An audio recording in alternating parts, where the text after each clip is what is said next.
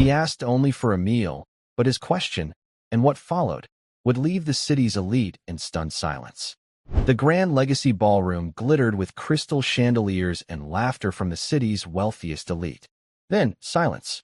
At the archway stood a man in a worn army jacket, his boots leaving dusty prints on polished marble. He wasn't supposed to be there. His voice, raspy but steady, cut through the chatter. "Can I play it for food?" At first, they laughed. A beggar asking to touch a piano worth more than his life? Impossible. But what none of them knew, what none of them could imagine, was that his next move would turn their cruelty into silence, their certainty into shame, and reveal a truth so powerful it would leave the entire room changed forever. Just before we dive in, let us know in the comments where you're watching from today. We love seeing how far these stories reach. And make sure you're subscribed so you don't miss tomorrow's special video. Now let's jump back in. Enjoy the story. He had survived bombs and bullets, but this gilded ballroom was a new kind of war zone. An old man, lost in a coat that had seen better decades, stood at the edge of a sea of tuxedos and gowns. He asked for a meal in a voice raspy with disuse, not knowing his simple request was about to shatter the foundation of their carefully constructed world. The air in the Grand Legacy Ballroom was thick with the scent of expensive perfume and roasted duck. Crystal chandeliers, each the size of a small car, dripped light onto the 200 men and women below. They were the city's elite, a collection of CEOs, surgeons, and heirs who moved with the easy confidence of people who had never been told no. Laughter, light and brittle, echoed off the marble floors, a symphony of self-satisfaction. Into this perfect, polished world stepped a ghost. "Excuse me," a voice said, a low rumble that was immediately out of place. It was a voice that had been weathered by wind and time, and it cut through the light chatter like a shard of glass. He stood just inside the grand archway, a man who seemed to have wandered in from another century. His army green field jacket was frayed at the cuffs and worn thin at the elbows. His gray hair was unkempt, and a beard of the same grizzled color covered a face etched with lines that told stories of hardship, not success. His shoes were scuffed work boots, leaving faint, dusty footprints on the gleaming floor, each one an act of defiance against the room's pristine elegance. He wasn't just out of place. He was an affront to the very idea of the evening. A ripple of silence spread from the entrance. Heads turned. Conversations faltered. Eyes, accustomed to assessing net worth in a single glance, narrowed with disdain and confusion. "How in the world did he get in here?" a woman whispered, clutching her pearl necklace as if the man's poverty might be contagious. "Security," someone barked from a table near the front. The voice belonged to Richard Thompson, a man whose tailored Italian suit cost more than the old man had likely seen in a year. Richard was 45, with a face that was handsome in a cruel, sharp way and an air of entitlement that clung to him more closely than his cologne. He was a real estate developer who had inherited his father's firm and doubled its profits by bulldozing low-income neighborhoods to make way for luxury condos. To him, compassion was a liability, a weakness he despised in others and had long since stamped out in himself. The old man seemed not to hear the rising tide of hostility. His eyes, a pale, faded blue, scanned the room, not with the desperation of a beggar, but with the calm, assessing gaze of a soldier surveying a new terrain. He saw the shimmering gowns, the glint of gold on wrists, the dismissive sneers. He saw everything. He took a slow, deliberate step forward, his movements stiff but determined. "Please," he repeated, his voice a little stronger now. "I don't want a handout. I saw the piano. Can I play it for a plate of food?" His request hung in the air, so absurd, so utterly out of place, that for a moment there was only stunned silence. Then, a single, harsh laugh broke the tension. It was Richard. He threw his head back and roared, a sound of pure, unadulterated mockery. Others, taking their cue from him, joined in. Soon, the ballroom was filled with a chorus of cruel laughter, washing over the old man in waves. He stood his ground, his expression unreadable. His gaze had settled on the magnificent grand piano sitting on a low stage in the center of the room. It was a Fazioli, a concert grand with an ebony finish so deep it seemed to swallow the light. Its perfection was a stark contrast to the man's own worn existence. Near the kitchen doors, a young waitress named Emily Carter watched, her heart clenching in her chest. She was a college student working 2 jobs to pay her tuition, and she recognized the quiet dignity in the old man's plea. She had seen that look before in her grandfather's eyes after he came back from his tour, a look of a man who had given everything and was now being asked to beg. She started to move toward him, a glass of water in her hand, but the hotel manager, a nervous man named Peterson, grabbed her arm. "Don't you dare, Emily," he hissed, his eyes darting toward the wealthiest tables. "He's not our problem. Getting involved will be the last thing you do at this hotel." Emily froze, torn between her job and her conscience. Her eyes met the old man's for a fleeting second, and she tried to convey an apology, a flicker of solidarity, but he was already turning his attention back to the crowd. "Security!" Richard Thompson shouted again, his face red with indignation. He was on his feet now, gesturing angrily. "Get this bum out of here. This is a private event. We paid for exclusivity, not to be accosted by street trash who think they can just wander in and ask for handouts." 2 large men in black suits began to move from the sides of the room. They advanced on the old man with the lumbering, unavoidable purpose of freight trains. The crowd quieted again, anticipating the sad, inevitable spectacle of his removal. But the old man simply raised a hand, a gesture that was not defensive, but commanding. The security guards paused, momentarily confused by his unexpected authority. "Please," he said, his voice calm and steady, directed at Richard. "Just one song. That's all I ask. For a hot meal. I haven't eaten properly in 2 days." It was a lie, of course, a carefully constructed one. He had eaten a perfectly adequate meal at a small diner just a few hours earlier. But he needed to see them for who they were. He needed to know what lay beneath the polished surfaces when they thought no one of consequence was watching. This whole evening was a test, and the subjects had no idea they were being graded. Richard laughed again, a short, sharp bark of disbelief. 2 days? And you think that's our concern? The world is full of lazy men like you who refuse to work. You make bad choices, you end up on the street. It's called personal responsibility. Maybe you should try it sometime. "He's right," chimed in another man at Richard's table, adjusting his silk tie. "We all worked hard to be in this room. We earned our success. Nobody handed us anything." The old veteran almost smiled. He knew for a fact that the man speaking had inherited a software company and nearly driven it into the ground before being bailed out by his family. And Richard hadn't worked a truly hard day in his entire pampered life. The old man knew Richard's story better than Richard knew it himself. He played his part, letting his shoulders slump. "I've tried, sir," he murmured, his voice thick with feigned despair. "But nobody wants to hire an old man. They say I'm not good for anything. And they're right." Richard snapped, stepping closer now. The smell of expensive whiskey wafted from him. "Look at you. Filthy. Old. What value could you possibly bring to anyone? Your place is on a street corner with a cardboard sign, not in here among people who actually contribute to society. People who matter." "People who matter," the old man echoed, his voice suddenly losing its tremor. It was a subtle shift, but a few people noticed. "And what is it that makes a person matter, sir? The suit? The bank account?" "Exactly," Richard said, jabbing a finger in the air. "Merit. Success. We deserve to be here because we've proven our worth. You are nothing but a drain, a ghost haunting the edges of a world you failed to conquer." The old man's eyes drifted back to the gleaming Fazioli piano. It sat there like a silent judge, its polished surface reflecting the ugly scene. "One song," he said, his voice a quiet plea again. "That's all the proof I have. You probably don't even know which end of the piano to sit at," someone jeered from the crowd. "He'll ruin the ivory with those grimy hands," another added, followed by a ripple of disgusted agreement. Richard's eyes lit up with a sudden, malicious idea. A slow, cruel smile spread across his face. He held up his hands for silence. "You know what?" he announced, his voice booming with false magnanimity. "Let's let him play." A confused murmur went through the room. "That's right," Richard continued, climbing onto his chair to address the entire ballroom. "Let's give our guest a chance, an opportunity to entertain us."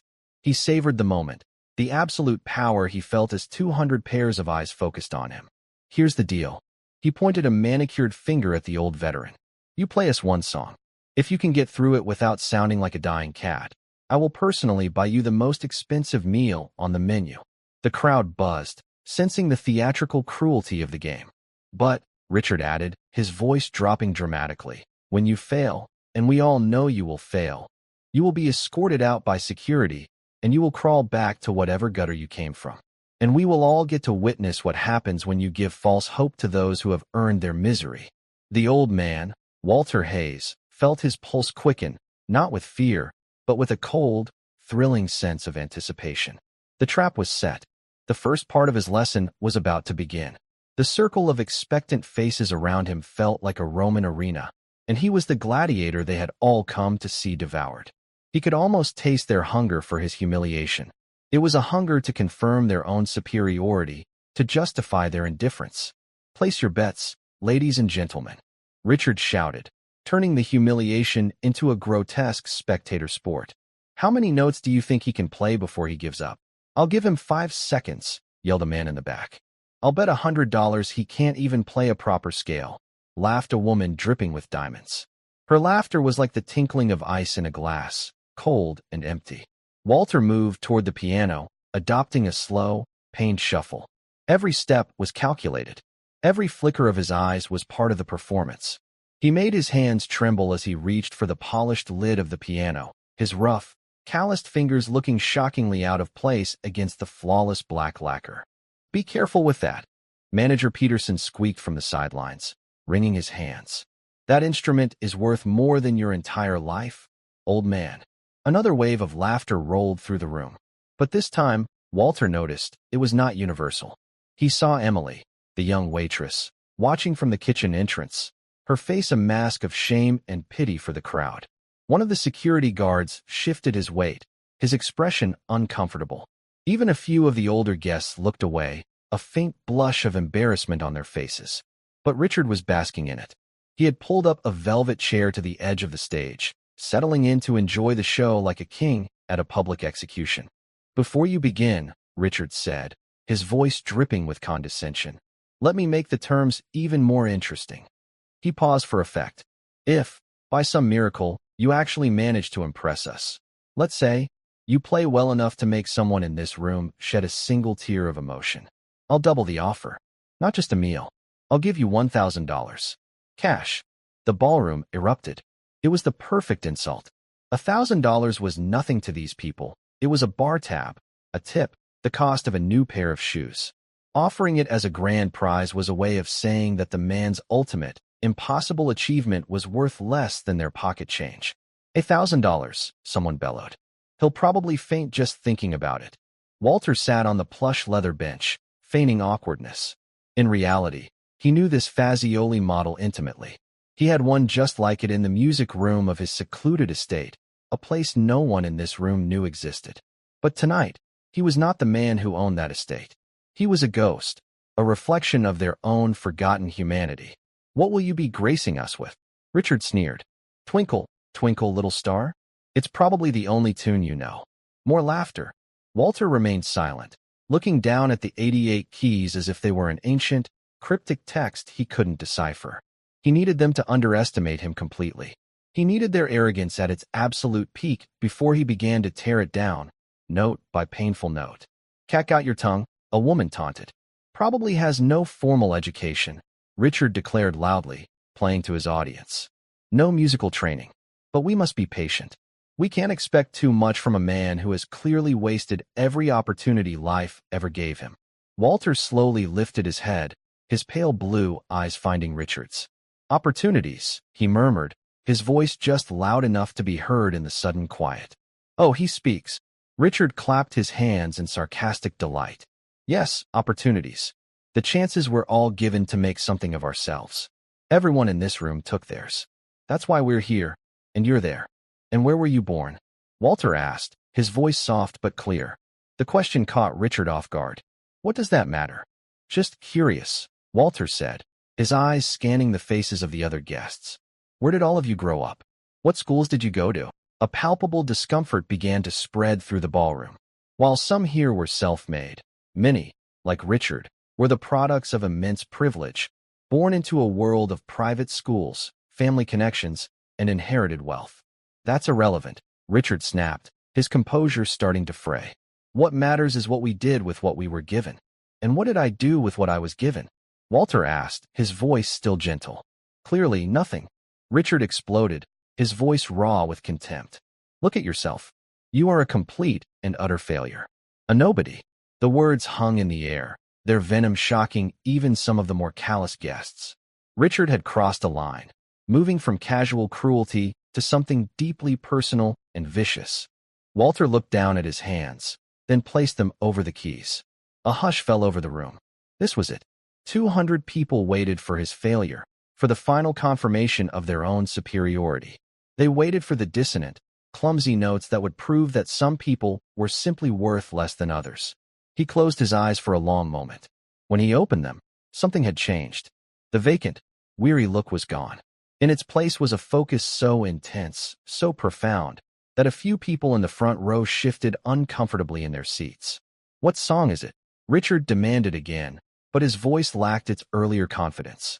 It was now tinged with an inexplicable nervousness. Walter took a slow, deep breath. A song about a promise, he said. One I learned a long, long time ago. A friend taught it to me, in a place very far from here. How touching, Richard sneered, trying to regain control. A little sob story to win our sympathy. Well, it won't work. Now play. Walter pressed his right finger down on a single key. Middle C. The note that emerged from the Fazioli was not the clumsy, uncertain sound they all expected. It was perfect. It was pure, resonant, and impossibly clear, hanging in the silent air like a drop of liquid silver. It was a note played by a hand that knew the soul of a piano, a note filled with a quiet, sorrowful beauty that cut through the room's cynical atmosphere like a hot knife through butter. He held the note for 5 full seconds, letting its power and its mystery sink into every person in the room. When he finally lifted his finger, the silence that followed was different. It was no longer the silence of cruel anticipation. It was the silence of stunned, genuine surprise. Beginner's luck, Richard muttered, but a frown creased his forehead. His voice was a low whisper, as if he were trying to convince himself more than anyone else. That single, perfect note had been played with the kind of control that took years, not luck, to master. Walter's hands moved again, his fingers gliding over the keys with an unnatural grace. He played another note, then a third, weaving them together into a simple, haunting melody. It wasn't Beethoven or Chopin. It was something they didn't recognize. It sounded like an old folk song, something born in the mountains or on a lonely prairie. It was simple, yet infused with a profound sense of loss and longing. "What is that?" someone whispered. "I've never heard that before." Richard leaned forward in his chair, his eyes narrowed in concentration. This wasn't going according to plan. A homeless man wasn't supposed to know how to play with such feeling, such control. He was supposed to bang on the keys, to create a cringeworthy spectacle. He was supposed to fail. The simple melody began to build. Walter's left hand joined in, adding deep, resonant chords that gave the music a foundation of sorrow. The music spoke of rain-soaked fields and long marches, of letters never sent home, of the faces of friends lost too soon. It was a soldier's lament, played with the heartbreaking authenticity of a man who had lived it.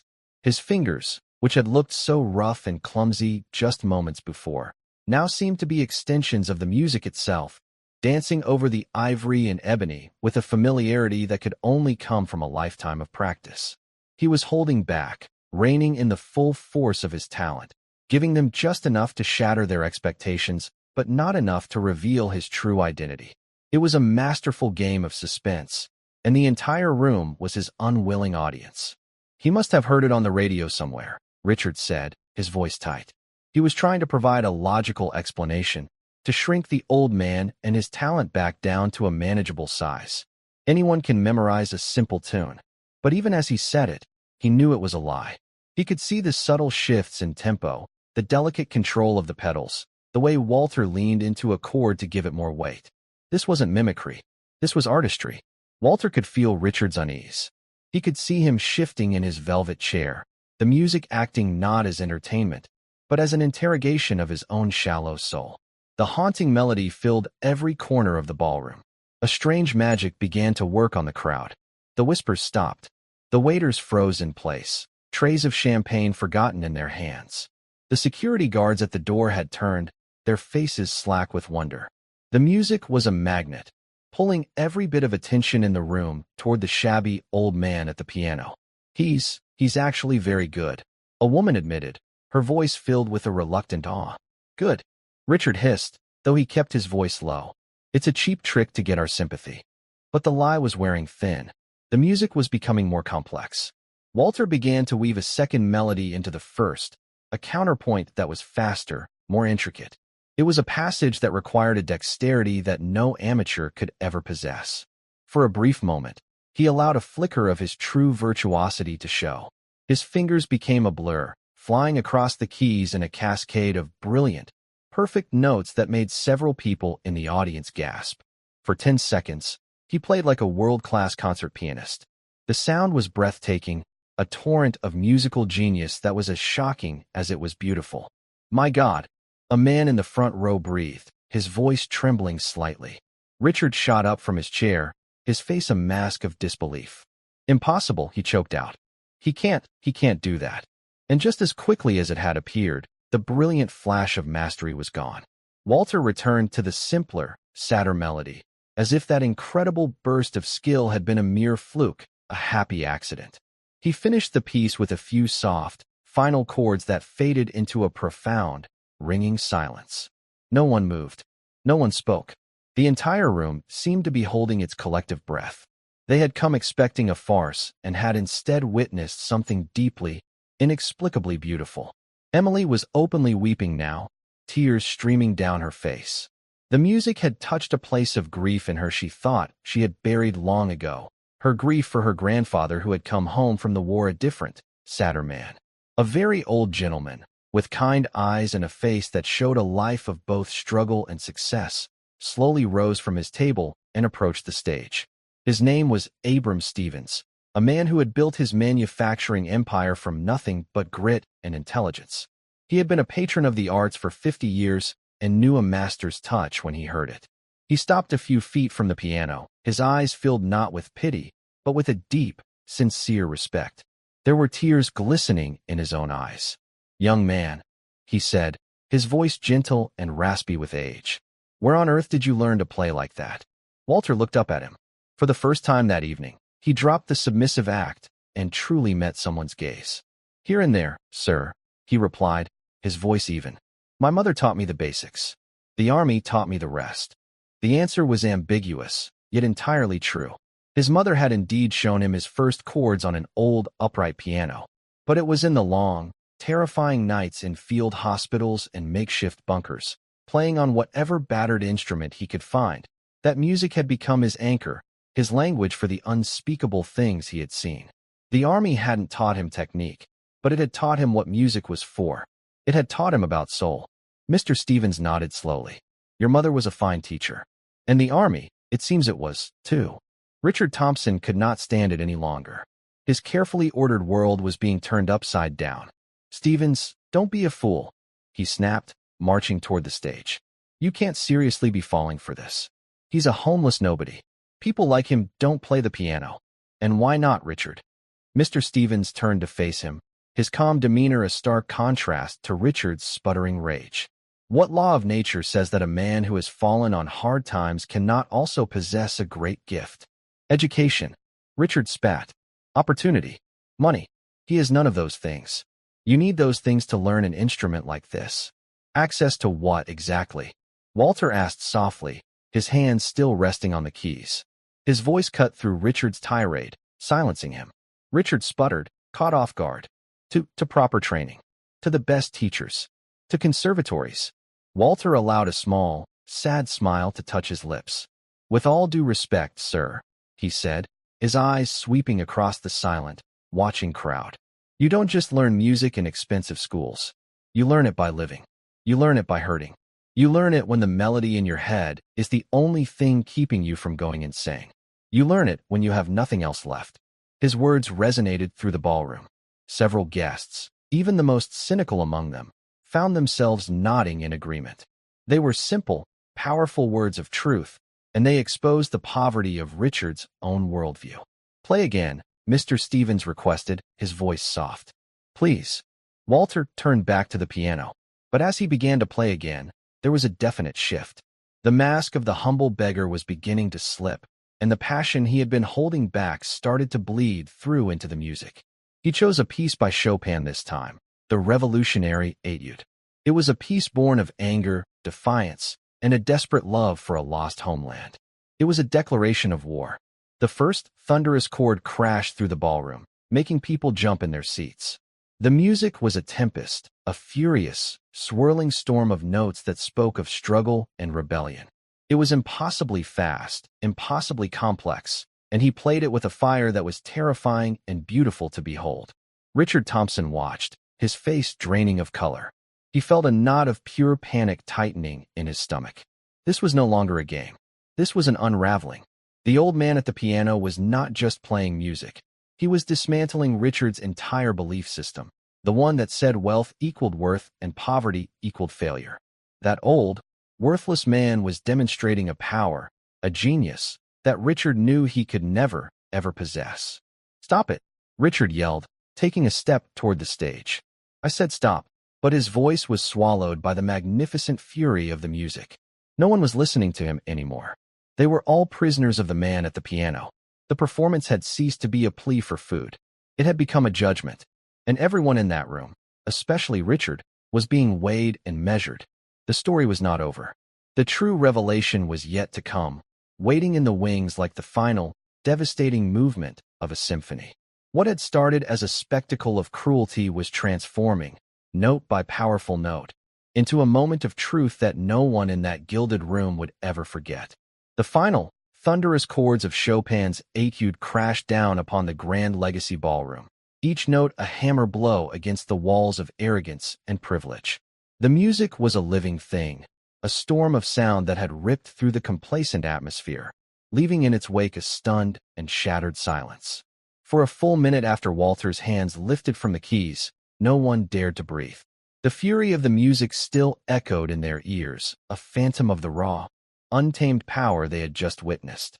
Richard Thompson was pale, his skin the color of old parchment. He stared at Walter, his mouth slightly agape. The old man, the bum, the failure, had just channeled the soul of a revolution through his fingertips. Richard felt a cold dread seeping into his bones. It was the primal fear of the powerful when confronted with a force they cannot control, cannot buy, and cannot understand.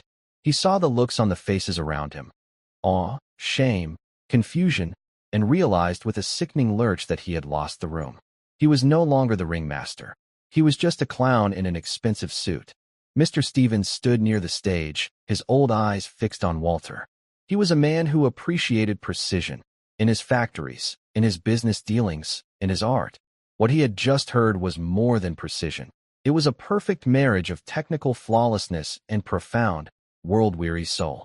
It was the kind of performance one might hear once in a lifetime, in the grand concert halls of Vienna or Moscow, not from a man in a tattered army jacket playing for his supper.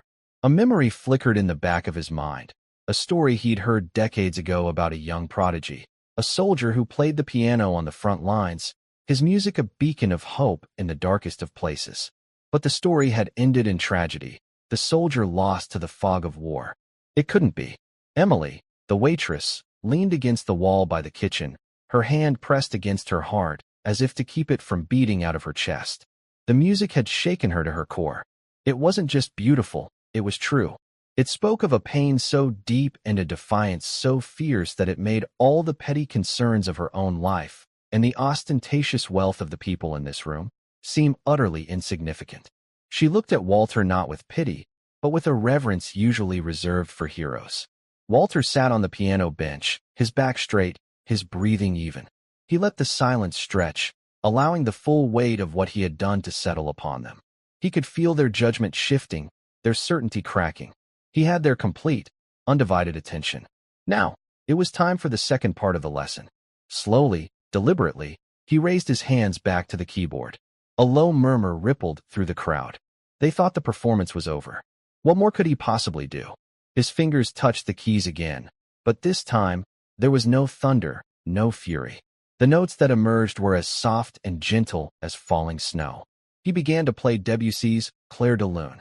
If the Chopin had been a storm, this was the quiet, silver light that followed. The melody was exquisitely simple, achingly beautiful. It was a song of memory, of moonlight on still water, of a peace that could only be found after a long and brutal war. Each note was a teardrop, a prayer, a whisper of hope in the darkness. The emotional whiplash was staggering. He had shown them his fire. Now he was showing them his heart. He played with a tenderness that was almost unbearable to witness. He closed his eyes, his head slightly bowed, lost in a world that only he and the music inhabited. The audience could feel him communing with ghosts, with memories of people and places long gone. The music was no longer a performance. It was a confession. This was the peace that broke them. The woman who had laughed about his grimy hands found herself covering her mouth, a sob caught in her throat. The man who had bet he couldn't play a proper scale was staring at his own manicured hands as if seeing them for the first time, wondering what they had ever created that was half as beautiful. All across the room, the hard, cynical facades began to crumble. Tears welled in eyes that hadn't cried in years. The music bypassed their intellect, their status, their wealth, and spoke directly to the small, hidden part of them that still remembered how to feel. Mr. Stevens felt a single, warm tear trace a path down his wrinkled cheek. The old story, the legend of the battlefield pianist, came rushing back to him with undeniable force. They called him the Phantom of the Piano, a young corporal whose music could make hardened soldiers weep. But he was supposed to have vanished, presumed dead after a heroic act of sacrifice. Could this old, weathered man truly be him? Richard Thompson watched the scene unfold with growing horror. He saw Mr. Stevens wipe a tear from his eye. He saw others in the crowd openly weeping. The bet, the impossible, humiliating condition he had set, play well enough to make someone in this room shed a single tear, had been met. And not just by one person, but by dozens. He had been so certain of the man's failure, so confident in his own superiority. That certainty now lay in ruins around him. The $1,000 felt like a pittance, an insult to the majestic talent on display. But it was more than the money. He had been publicly, spectacularly wrong. He, Richard Thompson, had been made a fool of by a homeless man. The humiliation burned hotter than any anger. Walter brought the piece to a close, the final notes hanging in the air like dust motes in a moonbeam before fading into absolute silence. This silence was different from the last. It was deeper, more profound. It was a silence filled with respect, with awe, and with a heavy dose of collective shame. For a long moment, Walter simply sat, his hands in his lap. Then, he slowly pushed the bench back and stood up. As he rose, his posture changed. The weary slump was gone. He stood tall, his shoulders squared, his spine straight. The transformation was astonishing. He was no longer a hunched-over vagrant. He looked like a soldier standing at attention. He turned to face the room, and his eyes, clear and sharp, locked onto Richard Thompson. "You owe me $1,000, he said. His voice was no longer the raspy, pleading murmur from before. It was a clear, steady baritone, filled with an authority that commanded attention. Richard, flustered and enraged, fumbled for his wallet. He pulled out a thick wad of $100 bills and strode to the stage. He didn't want to hand it over. He wanted to throw it. He wanted to re-establish his dominance, to reduce this moment back into a simple transaction, a rich man paying a beggar for a service rendered. "Here," he spat, thrusting the money toward Walter. "Take your charity and get out. You got your meal. The show is over." Walter didn't move to take the money. He simply looked at Richard's outstretched hand, then back up at his face. "I don't believe I mentioned anything about charity," he said, his voice cold as steel. "This was a wager, one that you proposed, and one that you lost." He let the words hang in the air, a public rebuke. Richard's face turned a blotchy red. Humiliated, he dropped the money onto the piano's gleaming surface. The bills scattered across the black lacquer, a vulgar stain on a sacred object. Walter ignored the cash. He took a step forward, his gaze sweeping across the room, holding the eyes of every person he looked at. "For a few moments tonight," he began, his voice ringing with newfound power, "you all listened. You listened to the music. But I wonder if you heard what it was saying." He paused, letting the question sink in. That first song, the simple one. A friend wrote it for his daughter, a girl he would never get to see grow up. He hummed it to me the night before he died, in a frozen trench halfway around the world. He made me promise I would play it for his family if I ever made it back. I never found them, so I play it for him." A wave of sober realization passed through the crowd. This wasn't just music. This was testimony. And the Chopin. Walter continued, his eyes finding Richard again. The revolutionary etude. It is a piece about fighting back against tyranny. It is about refusing to be crushed by those who believe their power gives them the right to erase you. It is the sound of a man who has lost everything but his honor, and who will not surrender. His gaze was so intense that Richard took an involuntary step back. "And Claire de Lune." Walter's voice softened slightly. "That is for the quiet moments in between. The moments when you remember what you were fighting for. It is for the peace that so many of us earned, but so few of us ever truly found." He walked slowly from the stage onto the ballroom floor, moving with a grace and confidence that belied his ragged clothes. The crowd parted for him as if he were royalty. He stopped directly in front of Richard. "You spoke of opportunity," Walter said, his voice low but carrying to every corner of the silent room. "You said I had wasted mine. Let me tell you about the opportunities one was given.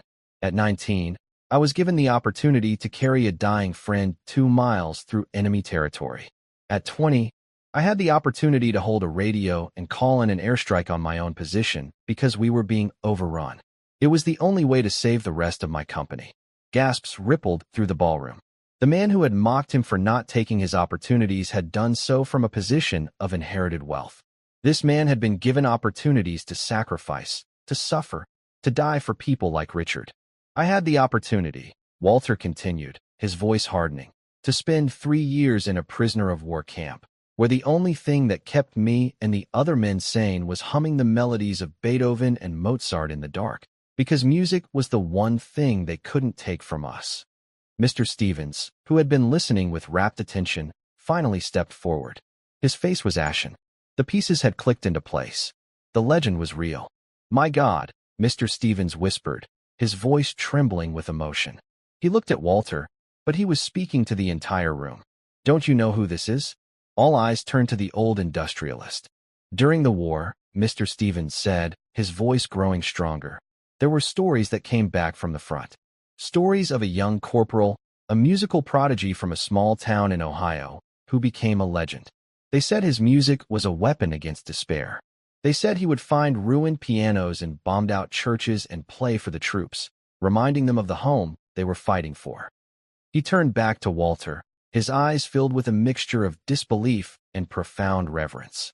"They called him the pianist of the ridge. After the battle at Hill 749, where he saved his entire platoon by volunteering for a suicide mission to draw enemy fire, he was reported missing, presumed killed in action. He was awarded the Medal of Honor posthumously." Mr. Stevens took a shaky breath, his eyes never leaving Walter's face. His name was Corporal Walter Hayes. A collective, audible gasp swept through the Grand Legacy Ballroom. The name echoed in the silence, a name from the history books, a name synonymous with heroism and sacrifice. They were not looking at a homeless man. They were standing in the presence of a legend they all thought was dead. Walter Hayes offered a small, sad smile. "Reports of my death," he said, his voice laced with a weary irony, "were greatly exaggerated." Richard Thompson stood frozen, his world utterly shattered. He was staring at a ghost, a national hero, a man whose portrait hung in museums, a man he had called a failure, a bum, a nobody. The sheer, catastrophic scale of his misjudgment was so immense, so complete, that he felt as if the floor was about to open up and swallow him whole. But the final, most devastating revelation was still to come. For Walter Hayes had not wandered into this ballroom by accident. He had a very specific reason for being here tonight, and his purpose had everything to do with the very event they were all celebrating. The name, Corporal Walter Hayes, fell into the stunned silence of the ballroom like a stone dropped into a deep well. The ripples spread instantly. An older woman at a table near the back gasped, her hand flying to her chest. "Walter Hayes? It can't be. My father served with him. He spoke of him until the day he died." Another man, a retired judge known for his stoicism, pulled out his phone. His fingers, usually so steady, trembled as he typed the name into a search engine. The screen lit up with grainy black and white photos of a handsome young soldier, a brief biography, and the official citation for his Medal of Honor. He looked from the young face on the screen to the old, weathered face of the man standing before them. The eyes were the same, pale, clear, and filled with an ancient, knowing light. "It's him," the judge whispered to his table, his voice hoarse with disbelief. "It's really him." The whispers became a roar of hushed, frantic conversation. The story of Walter Hayes was not just a piece of military history. It was a part of the nation's mythology. He was a symbol of a bygone era of courage and sacrifice, and he was standing in their midst, wearing the clothes of a man they had just dismissed as human refuse. The shame in the room was a palpable, physical thing. It was thick and suffocating, clinging to the expensive suits and silk dresses like a shroud. Richard Thompson's mind simply refused to process the information. His brain was a frantic mess of denial and panic. "No," he stammered, shaking his head. "No, this is a trick. A lie. He's a con artist who read a history book. Walter Hayes is dead." Walter turned his calm, unwavering gaze back to Richard. "I assure you, I am very much alive," he said, his voice quiet but carrying an immense weight. "But for a long time, I preferred to be a ghost. It's simpler. Ghosts don't have to watch the world they fought for forget its promises. They don't have to see the honor they bled for get traded away for selfishness and greed." His eyes swept the room, and every single person felt the sting of his words. They had come here tonight for a charity gala, an evening to feel good about themselves, to write a check and pat themselves on the back for their generosity. They had seen it as an obligation, a social function. Not one of them had truly considered the people they were supposedly there to help. To them, the veterans were an abstract concept, a faceless, needy group to be pitted from a safe distance. But now, that concept had a face, a name, and a voice that was holding them all to account. "You're all here tonight for a noble cause," Walter said, his voice taking on a new, sharper edge. "You are here to raise funds for the new downtown Veterans Support Center, a place meant to help men and women who have returned from service and found themselves lost. A place to offer them counseling, job training, and a hot meal. A place to show them that the country they served has not forgotten them." He let the irony of his statement hang in the air. "A worthy cause," he continued. "So worthy, in fact, that an anonymous donor gave $5 million to get this project off the ground.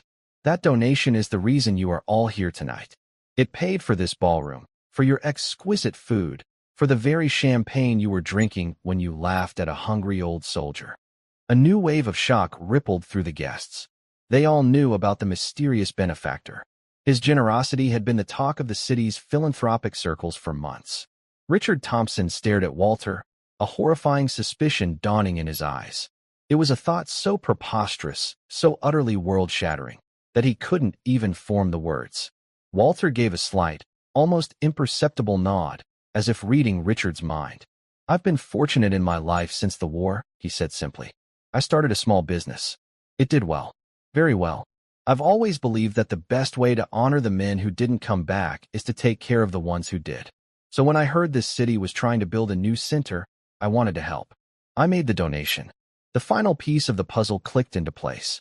The room fell into a silence so complete that the clinking of a fork being dropped in the distant kitchen sounded like a gunshot.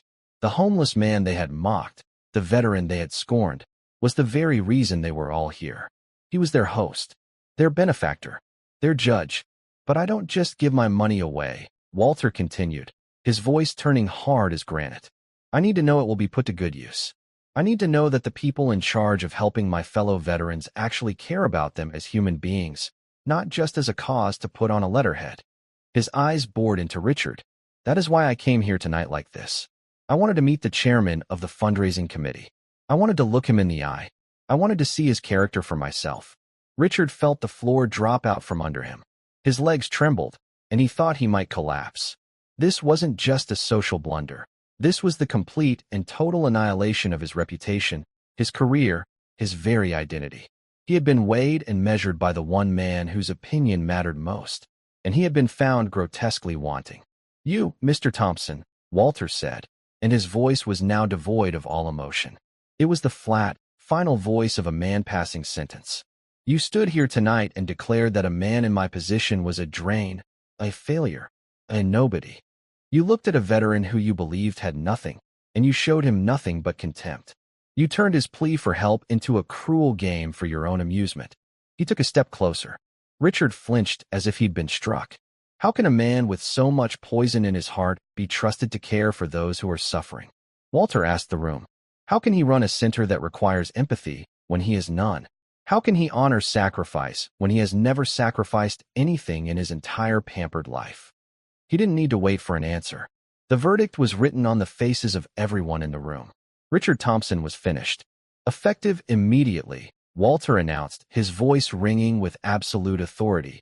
You are removed from your position as chairman of the committee. You will have no further involvement with the Veterans Support Center. I believe your presence is no longer required here this evening. He didn't shout. He didn't have to. The quiet finality of his words was more devastating than any tirade. Richard stood for a moment, his face a horrifying mask of rage, shame, and disbelief. He opened his mouth to say something, to protest, but only a strangled croak came out. He looked around the room, searching for an ally, for a single friendly face, but found only condemnation and disgust. Defeated, he turned and stumbled toward the exit, a broken man disappearing into the darkness he had so richly earned. A quiet applause started at the back of the room and slowly grew, not for Richard's departure, but in affirmation of Walter's judgment. Walter held up a hand, and the room fell silent once more. He wasn't finished. His eyes scanned the crowd until he found Emily, the young waitress, still standing by the kitchen entrance, her face streaked with tears. He beckoned to her with a gentle motion of his hand.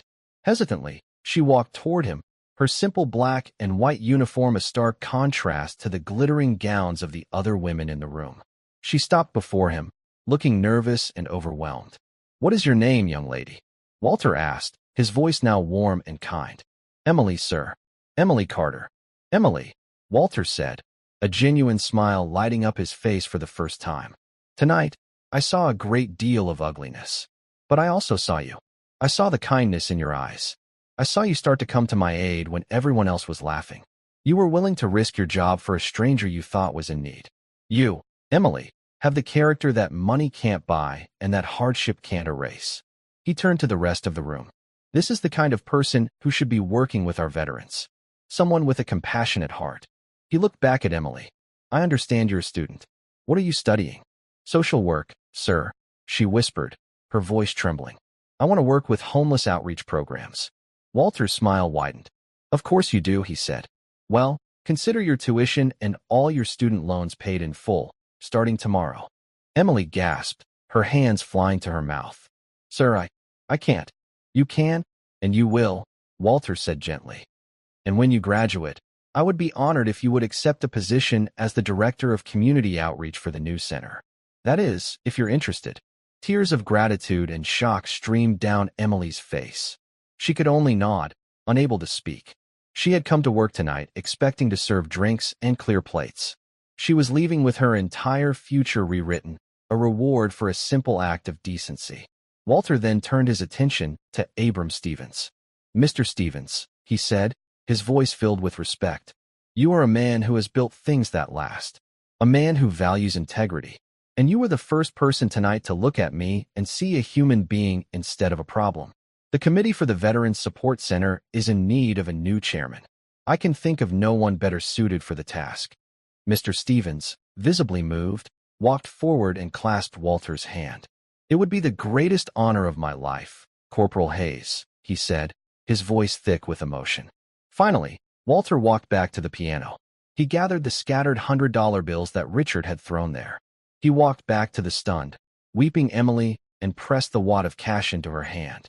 "I believe this is yours," he said softly. "The prize for winning a bet you didn't even know you were part of. Mr. Thompson wagered that no one in this room could be moved to tears by my music. You and Mr. Stevens proved him wrong. You proved that humanity could still be found here." He gave her hand a final, paternal squeeze and then turned to address the entire ballroom one last time. "Look around you," he commanded. "Tonight, you saw a man in rags, and you judged him. You saw a man in a fine suit, and you followed him. You were wrong on both counts. Remember this night. Remember it every time you are tempted to measure a person's worth by the clothes they wear or the money they have.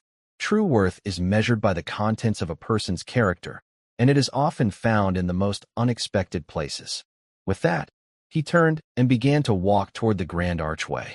The hotel manager, Peterson, who had been hiding in terror, rushed forward, his face slick with sweat.